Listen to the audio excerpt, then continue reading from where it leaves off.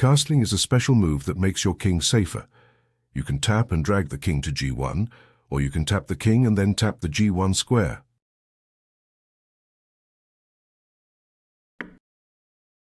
When you castle, your king moves 2 squares and your rook swings around to the other side of your king. My turn.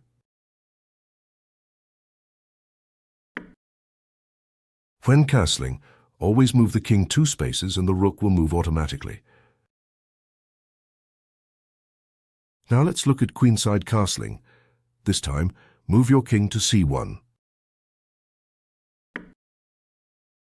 Whether you castle to the king side or the queen side, your king always moves 2 spaces while your rook swings around to the other side of the king.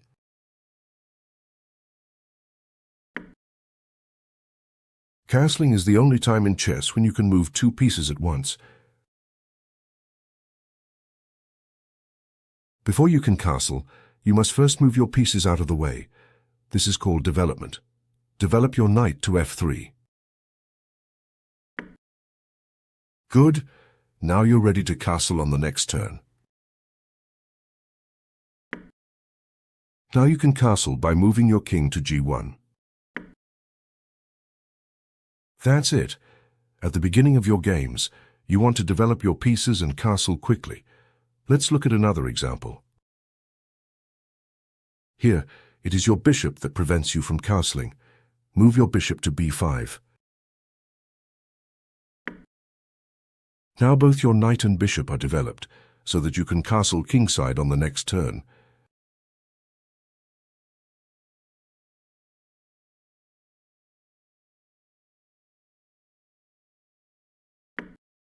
Move your king to g1 and castle.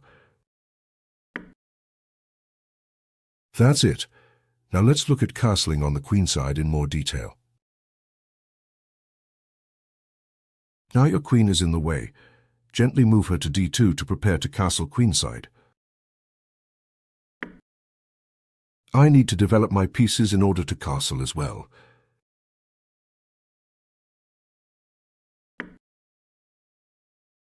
Notice how nothing stands between your king and your rook on the queen side of the board.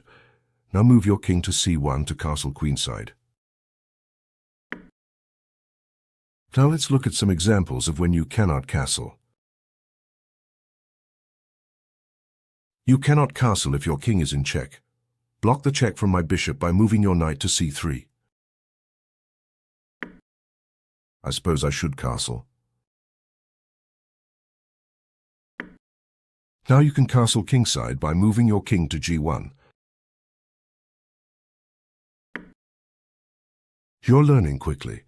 Let's look at another example of when you are not allowed to castle. You may not castle with a rook that has already moved, so in this position you may not castle queenside, because your rook has moved to c1. Move your king to g1 to castle kingside.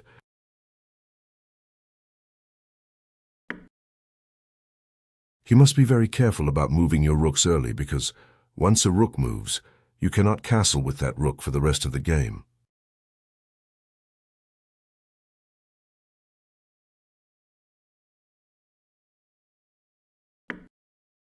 Next, I will show you how to prevent your opponent from castling.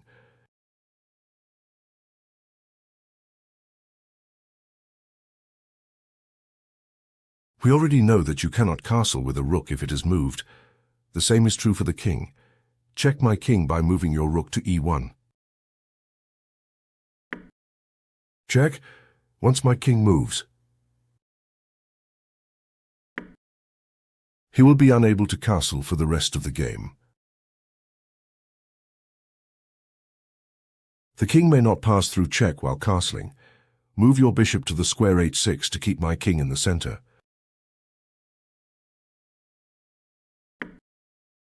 Your bishop prevents me from castling by attacking the f8 square.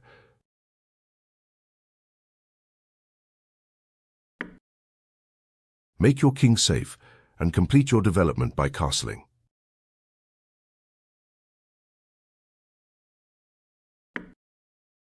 You have a significant advantage because my king is unable to castle.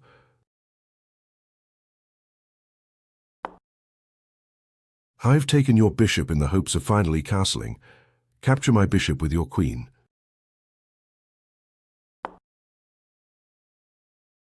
Again, I cannot castle because of the attack on the f8 square.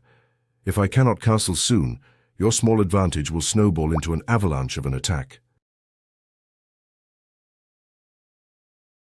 One way to make the king move is to force him to recapture a piece. Capture my bishop with yours.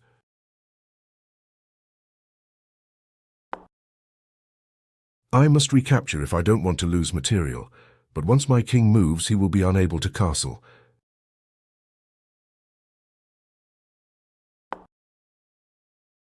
My queen prevents you from castling kingside because you cannot move your king into check, of course.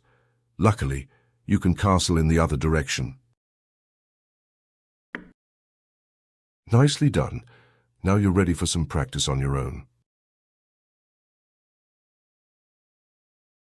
You can immediately castle, but in which direction?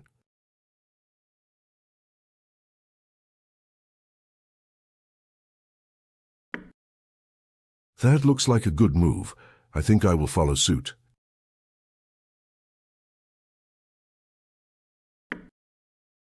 Let's look at another example. You can castle in a single turn. Do you see how? If you go that way,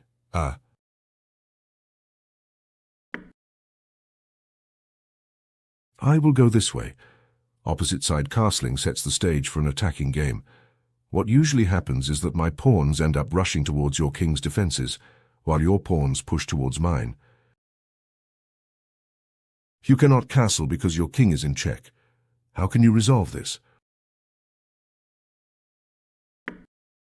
Nice move. Now I'm going to castle. Your turn. That's it.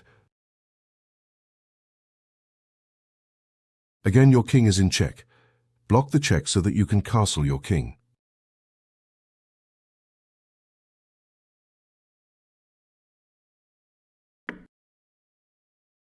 Nice move. This blocks the check and attacks my bishop.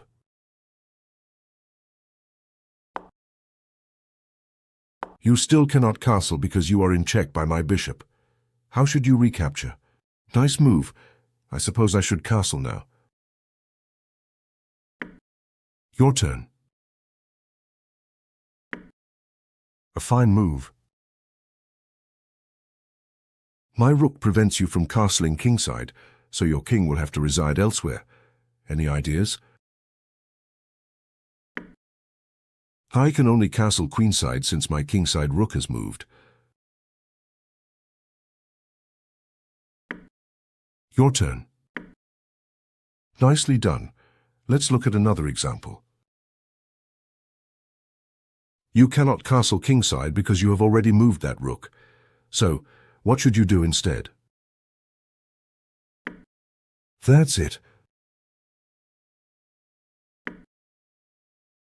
I was unable to castle kingside because your rook on g1 is attacking the g8 square. My queen prevents you from castling queenside. Your king must seek refuge elsewhere. Indeed. Now that we're both castled, we are in for a closely matched fight. Castle as quickly as possible.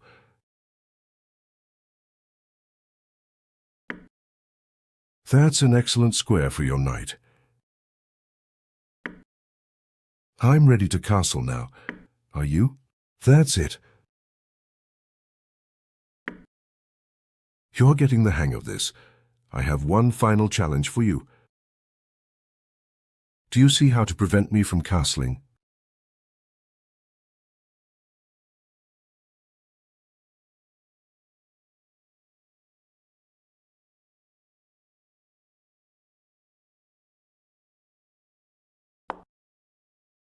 That move does not steal my right to castle.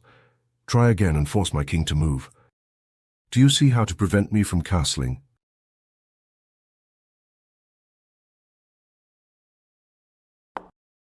I have no choice but to recapture.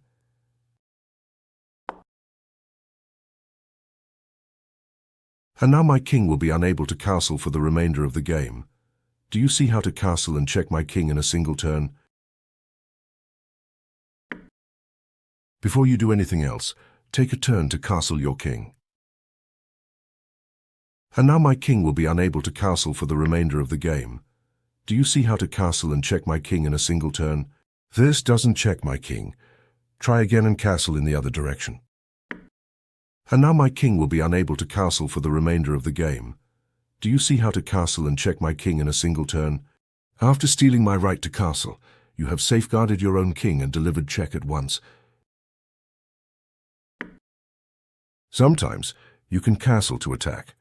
This is an idea worth remembering. Good work completing this lesson. Develop your pieces and castle quickly in your games to keep your king safe.